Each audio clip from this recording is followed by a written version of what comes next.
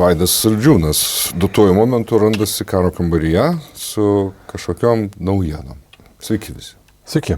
Naujienų, tiesą pasakius, labai daug nėra. Metų pabaiga dažniausiai būna apžvalga metų. Aš šiaip tokių nelabai mėgstu, jeigu atvirai. Nes atrodo viskas, kas buvo, dalį pamiršti, nes nori pamiršti, dalį pamiršti, tiesiog pamiršti. Bendras fonas šių metų yra labai aišku niūrus. Visom prasmėm. Atrodo viskas eina velniop. Čia dar prie to prisideda prieš kalėdinės visos įtampos kamščiai ir taip toliau gatvėse. Bet pažiūrint smagiai, pagalvoju, nuo ko čia pradėti, ar nuo Batgamemnono, prašau. Žinai, kas tai yra? Ne. Nolano naujas filmas bus, kuris Liepos mėnesį išeina, Odisėjas, ar Odisėja tiksliau. Ir taip kaip atrodo tenais Agamemnono tiksliau šarvai, todėl visi jį... Mačiau jau triukšmelį, kad netikroviškai. Kaip Batmanas, Cross Agamemnonas su... Aš iš anksto nuotaikų tokių galbūt neturėčiau, juokingai atrodo, aišku, vis tiek eisim žiūrėsim, nes vis tiek turi būti epas, ne dėl tikroviškumo jį nežiūrėti, nes tai yra vis tiek epas ir taip toliau. Tai taip kaip atrodo graikų laivai, taip kaip atrodo šarvai, čia yra detalės. Bet jeigu rimčiau, taip kaip atrodo laivai, kitas juokingas šou vyko, daug kas tikėjosi, kad čia bus jau Trumpo paskelbimas karo Venesueloje, vienokios ar kitos specialiosios karinės operacijos, kuri atrodytų neišvengiamai artėja, nes sutelkta labai daug pajėgų. Tai vėlgi, kaip žmonės dažnai mėgsta akcentuoti karių skaičių, ten 10 000 ar 14 000. Čia ne apie tai yra kalba apie pajėgumus. Kokie yra pajėgumai sutelkti regione, pavadinkime, ten būtų Florida, Nuojos Orleanas, visą tą pakrantę, visos karinės bazės, kuriuose daug tokių iškalbingų detalių, kaip degalų papildymo ore lėktuvai, kur yra apie 30 iš viso dabar. Tai tu paprastai tokių dalykų nedarai vien tik tai dėl galios demonstravimo, nes ką tu to galios demonstravimo gali pasiekti, Maduro neatsistatydins. Vadinasi, vienokia ar kitokia karinė operacija prieš jį bus, kaip ir buvo prieš Iraną. Koks bus tikslas tos operacijos, ar tiesiog nukilinti, taip kaip Izraelis padarė, ar kažkur tai yra opozicija tenais Maduro, tiesiai šviesiai režimui, vienai per kitaip, čia nepaslėpsi to. Ir jinai sugebės nuversti. Visa tai susiveda į vėlgi kelis kartus minėtą nacionalinio saugumo strategiją valstijų, taip kaip jie pasidalyja pasaulį, kaip jie žiūri, kad visas tas vakarų pusrutulis, visos Amerikos yra jų. Ir visur, kur ten yra priešprieša, prieš kur bando jiems kažkas tai prieš pastatyti realiai arba tiesiog savo pozityvą, tai reikia priešo, kuris būtų sudaužytas parodomoje kovoje, toksai, ar tai būtų amerikietiškas tas snukiadaužis arenoje, kur tas spektaklis vyksta, iš tikrųjų ne kova, bet spektaklis. Tokios kovos reikia, ar realiai reikia parodyti, kad visiems kitiem, kas jūsų laukia, jeigu jūs ketinate draugauti su vienom kitom valstybėm arba priešiškai prieš mūsų politiką. Kubos kol kas neliečiam, nes Kuba vis tiek yra kitokia, tai yra ne 60-ųjų, 63-ųjų Kuba, tai yra kitokia Kuba, dar iki jos matyt bus daeita, bet dabar yra patogesnis priešas ir neišvengiamai ta operacija matyt bus. Ar jinai bus šių metų pabaigoje, ar kitų metų pradžioje, neabejotinai mes, man atrodo, vienokį ir kitokį veiksmą pamatysime, bet dabar juokingiau atrodo pristatymas būsimojo auksinio laivyno Trumpo, tai visi galvoja, kad čia bus apie operacijos pradžią, iš tikrųjų buvo nulykinta, kad čia bus ne apie tai, čia bus apie tai, ko iš tikrųjų Jungtinės valstijos senai trokšta, jų laivynas senai trokšta, apie apskritai jų karo pramonės atgaivinimą, apie jų statyklų atgaivinimą, laivų statyklų atgaivinimą. Ir apie laivyno modernizavimą. Taip kaip Trumpas pirmoji savo kadencijų įsivaizdavo 300 laivų laivyną, atliepiant Reigano erą. Iki tol taip ir nebuvo prieita, tiesą pasakius, degradavo dar toliau Jungtinių valstybių laivynas. Ir dabar pristatomas naujas projektas, tęsiant trumpišką tradiciją, didelis gražus laivas.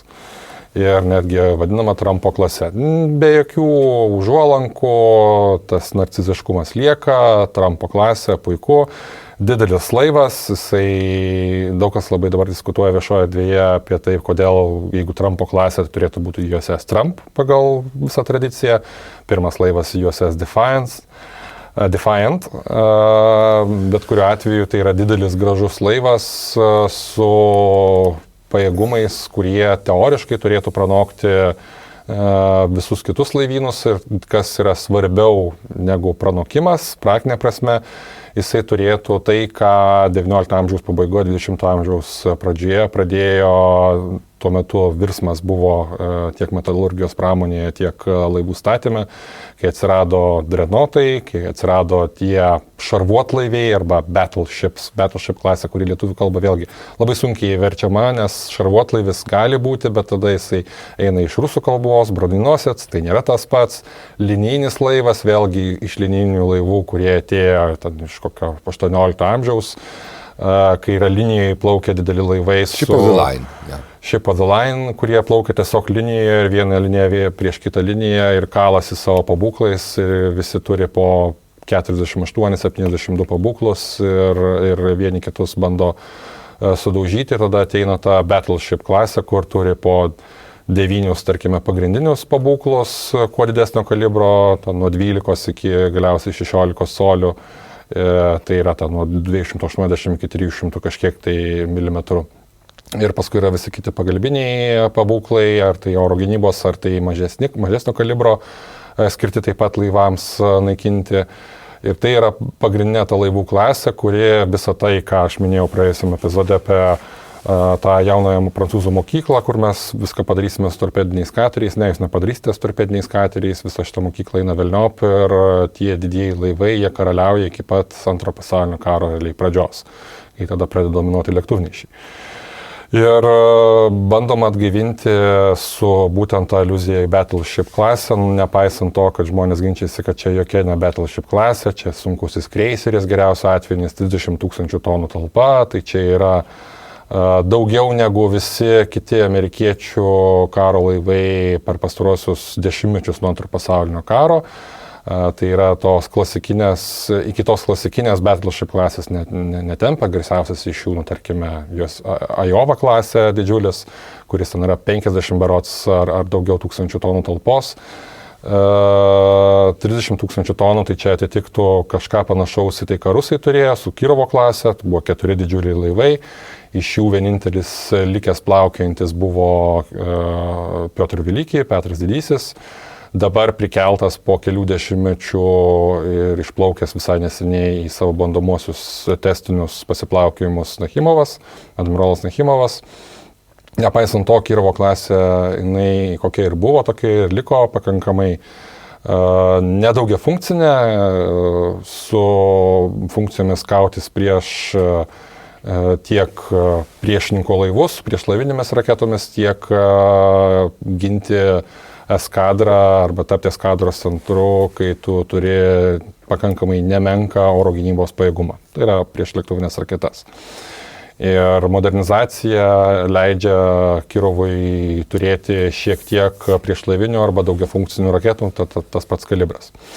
Bet šiais laikais, taip kaip buvo XIX amžiaus pabaigoje, ypač XX amžiaus pradžioje, kai matavosi pagal pabūklus, pagal laivų šarvų storį, kiek jie gali atlaikyti, pagal greitį, tai turėjo būti greiti laivai, pajėgus laivai ir išdaužyti viską, kas prieš juos yra metama dominuoti pasaulyje. Didžiosios valstybės tokiu būdu galėjo savo dominavimą pasiekti ir visos tai stengiasi daryti, ar tai būtų Jungtinė karalystė savo karališkų laivynų. Iš paskos ėjo Jungtinės valstijos, Italija, aišku, Vokietija paskui norėjo neatsilikti, Prancūzija šiek tiek, iki pat Antrojo pasaulinio karo pradžios, tai buvo būtent tie battleship klasė. Nežinau, lietuviškai niekaip neapsiverčia žodis nei šarvuotlavių, nei linijų laivų tos klasės vadinti, mūšio laivų irgi kažkaip sunkiai. Tai šiais laikais šitos varžybos atsinaujina, tai nėra šiandieninė tendencija, tai yra kelių dešimtmečių senumo tendencija, bet jinai įsibėgėja ir taps vis labiau svarbesnė. Tai yra Vertical Launch System, VLS. Sutrumpintai tai yra, kiek tų raketų gali turėti pas save laive, kurios vertikaliai iš konteinerio paleidžiamos. 10 ar daugiau, ar virš 100. Kuo tu daugiau turi, tuo tavo didesnis pajėgumas, kuo tu greičiau gali ir kur gali užtaisyti iš naujo tą paketą ir leisti toliau tas raketas, tuo tu turi didesnį pranašumą, nes tai yra tavo plaukianti mobili bazė. Buvo šalto karo pabaigoje ir ne tik tai pabaigoje, bet ypač pabaigoje buvo įvairūs eksperimentai atliekami brėžinių pavidalo arba įvairių projektų pavidalo, padarykime arsenalinius laivus, kurie daugiau nieko tik tai nedaro, tik tai gabena kaip didžiuliai tankeriai, jie gabena daug raketų. Gabena ne keliasdešimt, kelis šimtus raketų, tai yra tomahawkų. Tai gali būti SM-2 raketos JAV laivyne, tai kurios yra priešlėktuvinės raketos. Tiek tas daug funkciniškumas lemia, kad tu gali iš tam tikro atstumo, tiek kiek raketa skrenda, gali uždaužyti priešininko taikinį ir tai bus efektyviau, manyta taip, efektyviau bus, greičiau negu pastatys savo tą senovinį battleship laivą, kuris vis dar turi po 9 didžiulius 16, tarkime, colių pabūklus. Ir tu su jais iš keliasdešimt kilometrų daužai taikinį. Kai atsiranda priešlaivinės raketos, tokie laivai mūšyje labai sunkiai gali išgyventi, turi mesti visą priemonių paketą, kad būtų nuslopintas priešininkas pirmiausiai, priešininko priešlaiviniai pajėgumai, o tada tu galėtum daužyti priešininką su savo jau pabūklais, kurie dirba daug ilgiau, kurie, aišku, daugiau sviedinių gali iššauti ir tie sviediniai yra pigesni negu kruizinės raketos. Bet bendroje sumoje, kai tu pasižiūri tą visą paketą, kol tu pajungi, kol tu priešininko priešlėktuvinę arba priešlaivinę gynybą išdaužai, tai labai neefektyvu. Ir užtrunka laiko prasme neefektyvu, finansinė prasme neefektyvu ir dar vis tiek išlieka teorinis pavojus tavo laivui. Tai tau geriau yra turėti daugiafunkcinį laivą, kuris gali vykdyti ir kovos su priešininko orlaiviais operacijas ir naikinti priešininko povandeninius laivus ir priešininko antvandeninius laivus irgi toksai gaunasi nesąmoningas pasakymas, bet surface ships mes suprantame, apie ką tai kalba, eina kautis prieš kitus laivus ir, aišku, atakuoti sausumos taikinius, kuo JAV laivynas, ne tik JAV laivynas, bet pirmiausia JAV laivynas tampa meistrais paskutiniojo praėjusio amžiaus dešimtmečio ir pirmaisiais šiais dešimtmečiais šio tūkstantmečio, kai sugeba visus taikinius pirmiausia naikinti, pastebėsi, ne oro pajėgomis, bet būtent iš laivyno paleidžiamais tomahawkais. Ir kuo daugiau turėtų šitų paleidimo įrenginių VLS, tuo tu didesnį teoriškai pranašumą turi, nes šitie paleidimo įrenginiai yra daugiafunkciniai. Tu gali užtaisyti tomahawkais, tu gali užtaisyti SM-2 raketomis, kitomis raketomis, tu gali miksą turėti ir visos pastarųjų netgi kelių metų operacijos, ar tai būtų Viduržemio jūra, ar tai būtų Raudonoji jūra, ar tai būtų Persijos įlanka, keliasdešimties metų operacijos, bet pastarųjų metų operacijos daugiau yra prieš oro taikinius, tai yra prieš kruizinės raketas, prieš dronus, rodo tokių laivų vertę, nes tai yra mobilios platformos, taip tai yra be galo brangu, kaip ir senesniais laikais 20 amžiaus pradžioje, tik tai didžiosios galingiausios pasaulio valstybės gali sau leisti tokią prabangą, kai tu paleidi kelis ar daugiau laivų ir jie vykdo tas operacijas, kuriomis visą priešininko arsenalą tu paverti niekais, nes tu numuši raketas. Taip ir ankstesniais laivais tu paleidi porą dreadnoughtų, porą tų linijinių battleship laivų, juos dar lydi, aišku, naikintojai, bet tu savo galę parodai ir tu gali pasiekti tam tikrus operacinius tikslus, nuslopinti priešininko bet kokį pasipriešinimą, ar tai būtų priešininko laivyno bazėse, ar tai būtų jūrų mūšiuose. Ir dabartiniai visi bandymai iš tos varžybos, ypač Jungtinių valstijų kartu su vakarų aljansu, jeigu jisai dar tebe egzistuoja, turėti daugiau laivų su daugiau šitų VLS paleidimo renginių. Kitoje pusėje mes turime Kiniją, kuri puikiai suprato, išmoko pamoką, pirmiausiai vystė savo laivyną remdamiesi sovietinėmis technologijomis ir vėliau suprato, kad čia toli tuo nenueis. Ir visi kinų laivai šiandieniniai, jie stengiasi turėti kuo daugiau universalesnių VLS atitikmenų ir turėti kuo daugiau raketų ir kuo geresnį miksą. Jų problema yra ta, kad jie praktiškai kol kas nėra įrodę savo galimybių, tai yra jų raketos, kurios yra leidžiamos, ar tai būtų priešlaivinės raketos, ar tai būtų su tam tikromis išimtimis. Bet realiuose didesniuose mūšiuose, operacijose nėra naudoti jų laivai. Tikimybė, kad jie veikia tolygiai tokiai pačiai tikimybei, kad kažkas tai neveiktų, jeigu būtų, ar tai būtų elektroninė kova smarkiai veiktų, ar tai būtų priešininko laivai smarkiai veiktų ir būtų numušinėjamos tos kinų raketos.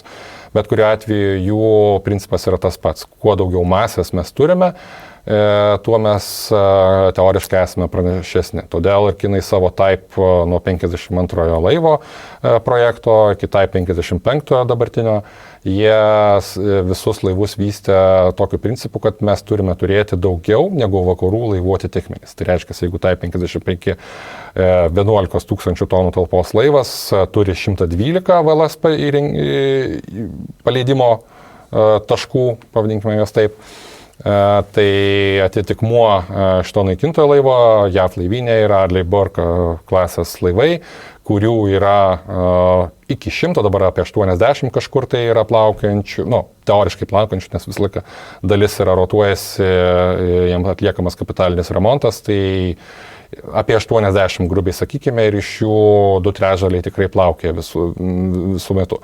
Jie turi mažiau raketų, 90 kelias. Ir čia yra menkas pranašumas, bet judama link to, kad kinų laivai turės dar daugiau tokių raketų ir visų kitų šalių laivynai prieš tai bus menkesni. Visi planai, tarkime, ir Vokietija, kuri suprato, kad su dabartinėmis galimybėmis, su keliasdešimt VLS šitų paleidimo įrenginių tu nelabai ką gali padaryti intensyvių mūšių metu. Netgi operacijose prieš Jemeno hučius metu išnaudoja visą komplektą, pasipildyti jūroje tu negali, turi plaukti į draugišką uostą. Jeigu tu esi vienas laivas, o Vokietija neturi dabar daug laivų, tai tu turi labai didelių problemų, ypač didesnio lygio konflikte. Su JAV laivynu, aišku, yra kita istorija, kadangi yra galingiausias iki šiol laivynas, nepaisant visko, nepaisant to, kad visi Ticonderoga kreiseriai yra anksčiau ir vėliau bus nurašyti, jie po truputį jau yra nurašomi, dalis jų yra paliekama tarnauti ilgiau negu suplanuota, jie yra labai seni, bet jie savo funkciją kaip pusiau arsenaliniai laivai, ne tiek daug funkciniai kiek arsenaliniai laivai, kurie skirti leisti raketas, jie atlieka. Visi Burkai, jie yra daugia funkciniai laivai, tai jie vykdys ir visas kitas funkcijas ar medžiojimo priešininko povandeninių laivų, ar tai būtų kova su orlaiviais, ar tai jo labiau SM-3 raketos, kurios skirtos numušinėti dar ir balistinės raketas ar netgi palidovus. Bet Burkai yra mažesni, jie turi mažiau raketų, Ticonderoga yra nurašomi, Zumwalto klasė, kuri turėjo iš esmės prieš tai, kai dar vadinosi Zumwalto klasė, turėjo pakeisti Ticonderoga kreiserius, turėjo vietoj tų 20 kelių Ticonderoga kreiserių, turėjo atsirasti apie 18, galbūt 19 naujos kartos kreiserių. Tai buvo Clintono laikai, tai buvo Busho laikai. Zumwaltas nėra destroyeris klasė?